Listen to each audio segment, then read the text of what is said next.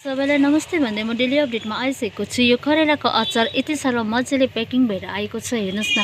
आँपको अचार पनि त्यसरी नै हामीले ल्याइसकेका छौँ र ड्राई फिसको अचारहरू पनि हामीसँग यसरी प्रशस्त मात्रामा हामीले राखिसकेका छौँ हजुरहरूको लागि भनेर नि। अब त गरम महिनामा हामीलाई खाना रुच्न बहुत गाह्रो पर्छ, त्यसैले गर्दाखेरि हामीले चाहिँ भएभरको सरसामानहरू, अचार विचारहरू, तितो पिरो टमाटर गुलियो सबै प्रकारका आइटमहरू चाहिँ हामीले राखिसकेका छौँ। के चाहिँ पाउँदैन होला र मुख्य स्टोरमा आउनुभयो भने चाहिँ सबै प्रकारका भेज नन भेज सबै कुराहरू हजुरहरूले पाउनु नै हुनेछ।